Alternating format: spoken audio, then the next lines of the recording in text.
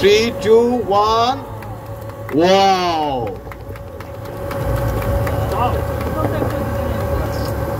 এই পোস্টারটা যখন কাজ করি আমরা জানি না সেই ছবিটা কোথায় দেখানো হবে, কি হবে, অডিয়েন্স কীভাবে নেবে।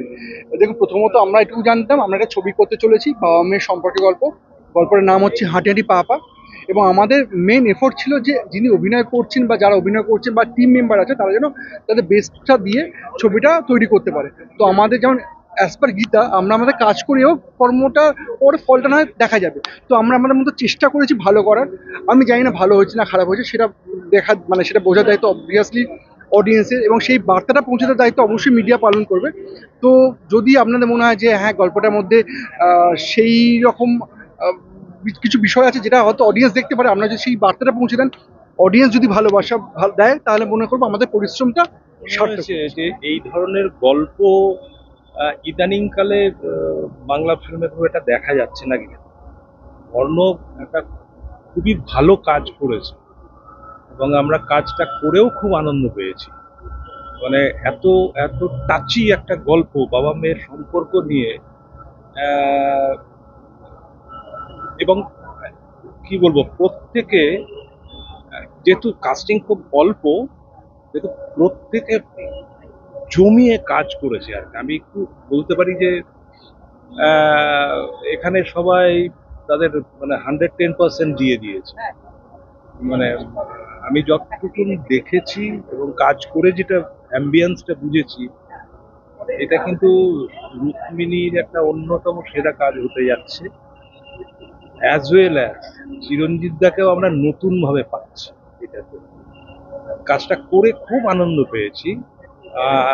আমার মনে হয় দর্শক একবার দেখতে শুরু করলে ছেড়ে ওঠার ক্ষমতা থাকবে না, এটা আমার বিশ্বাস। প্রত্যেকটা লোক প্রচন্ড ইন্টারেস্টিং এবং খুব আনন্দ করতে করতেই কাজ হয়েছিল। অ্যাট লাস্ট বেরোচ্ছে এবং মাঝখানে অনেকদিন ধরে অর্ণবদার সাথে কথা হচ্ছিল যে কবে বেরোবে, কি হবে। এবং ফর্চুনেটলি যেটা হলো যে বহুদিন আমি একটু দেখতে গেলে আর কি নিরুদ্দেশ ছিলাম, তো তারপর একসাথেই সব কাজগুলো অলমোস্ট গায়ে গায়ে বেরোচ্ছে আর কি। তো সেটা একটা আমার মনে হয় ফ্যামিলি ফিল্মস তো আগে যতটা আমরা দেখতাম আমার ছোটবেলায় ফ্যামিলি ড্রামা বা ফ্যামিলি ফিল্মস এই জনারটা, এখন রোমান্টিক কমেডি প্রচুর হয়, কিন্তু লাভ স্টোরির মধ্যে এখনকার একটা মানে এখনকার চরিত্রগুলো যেমনি সেটার একটা প্রভাব আসে। তো ওভারঅল আমার মনে হয় যে মানে যেটা আমরা অনেক সময় আগেকার ফিল্মে দেখতাম একান্নবর্তী পরিবার বা সম্পর্ক নিয়ে ছবি, সেটা এখনো বেঙ্গলে বা বেঙ্গলি সিনেমাতে সেই ব্যাপারটা কালচারটা আছে।